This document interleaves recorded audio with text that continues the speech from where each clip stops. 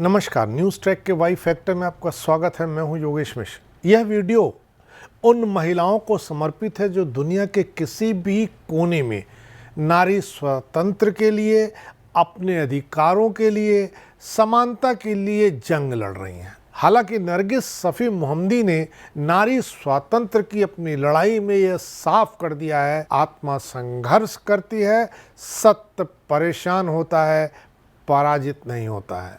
नरगिस सफ़ी के आत्मा के अजर अमर होने के संदेश को ऐसे भी समझा जा सकता है कि भले ही ईरान की जेलों ने उनकी काया को बुरी तरह खत्म कर दिया हो, पर उनकी जंग जारी है। इस बार का नोबेल पुरस्कार पाकर के उन्होंने न केवल साबित कर दिया है, बल्कि नोबेल पुरस्कार देने वालों ने भी ये साबित किया है कि युद्ध, जंग, लड़ाई और अपने अधिकारों के लिए जद्दोजहद के लिए सिर्फ काया ही नहीं, आत्मा भी ज़रूरी है।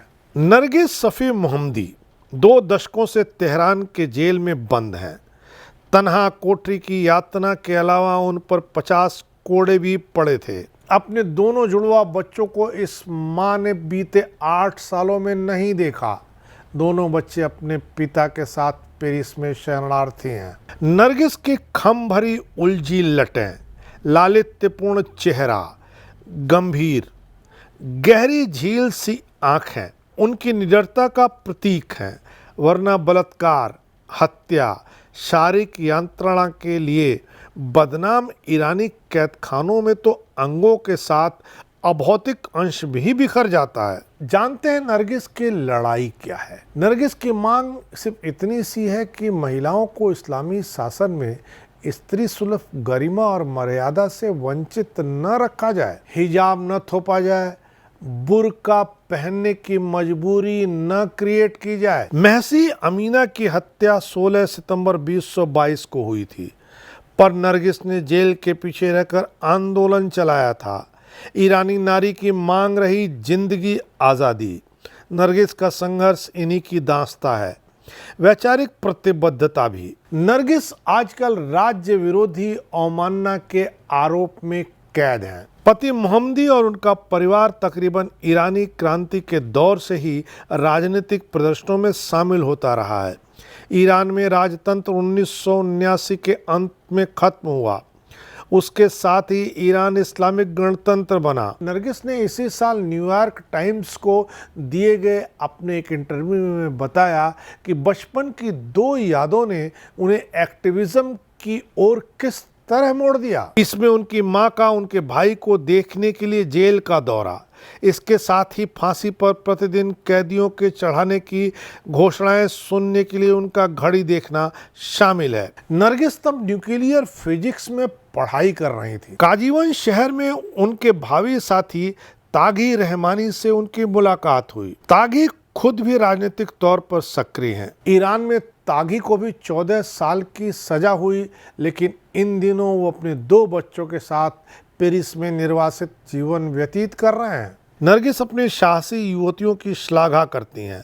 इन जुझारू लड़कियों और महिलाओं ने स्वतंत्रता और समानता के लिए अपनी बहादुरी से पूरी दुनिया को आकर्षित कर लिया। नरगिस हमेशा कहती हैं, जीत आसान तो नहीं है, लेकिन निश्चित तो है। अपनी किशोरावस्था में नरगिस ईरानी महिलाओं के अधिकारों, मृत्युदंड के खात्मे और राजनीतिक कैदियों को कड़ी सजाओं के खिलाफ अखबारों में लिखती रही हैं। पति के तेहरान स्थित कार्यस्थल से ही वो लाइव वीडियो प्रसारण करती थीं। इंजीनियर थीं।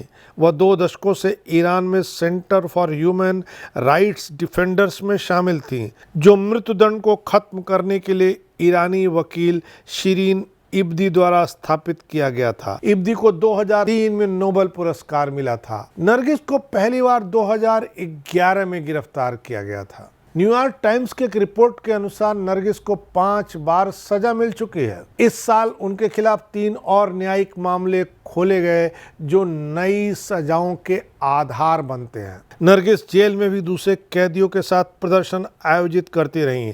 उनकी किताब व्हाइट टार्चर 2002 में उस समय प्रकाशित हुई जब दिल की सर्जरी के बाद कुछ दिनों के लिए घर पर थीं। नरगिस की व्यथा कथा पढ़कर और सुनकर यकीन हो जाता है कि इस्लामी ईरानी आज भी 16वीं सदी में जी रहा है। तब सफाविद बादशाह तहमास्प ने मुगल भोड़े मिर्जा मोहम्मद नसीरुद्दीन हुमायूं को तेहरान में पनाह दी थी। सम्राट शेर शाह सूरी से चौसा और कन्नौज में हार कर हुमायूं ईरान आया था। वहां वह शिया बन गया और फिर दिल्ली का राज पा लिया। ईरान में इन 5 सदियों में स्त्री जीवन में कोई बदलाव नहीं आया है। नरगिस को यही शिकायत है कि आज भी महिलाएं शरीयत कानून के तले जीने को अभिशप्त हैं। नरगिस जब कोड़ों की मार सह रही थी तो उसी समय इस्लाम की जन्मस्थली सऊदी अरब में कोड़ों की सजा पर रोक लगा दी गई थी। कोड़े मारने की सजा को जेल या जुर्माने में बदल दिया गया था। इस निर्देश को शाह सलमान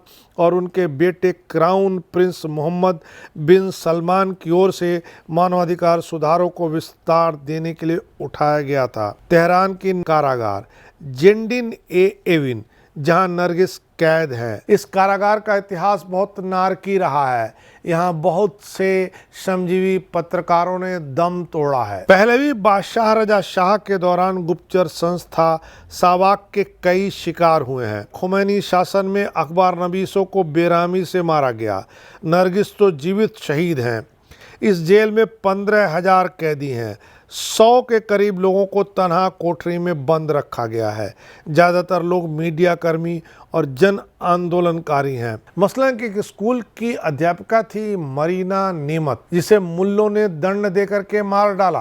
कनाडा की फोटो पत्रकार थी जहरा काजमी, जिसने जेल में यातना के चित्र खींचे थे, उसे तड़पा तड़पा के मार डाला। संगीतकार हांगी तापकीली को जेल में इतनी यातना दी कि वो मर गई। अमेरिका से ईशा मोंटेनी ईरान में नारी अधिकारों का अध्ययन करने आई। उसे 11 नवंबर 2008 को राष्ट्रीय सुरक्षा के नाम पर कैद कर लिया गया। अमेरिकी ईरानी पत्रकार रुखसाना साबेरी को जासूसी में पकड़ा गया।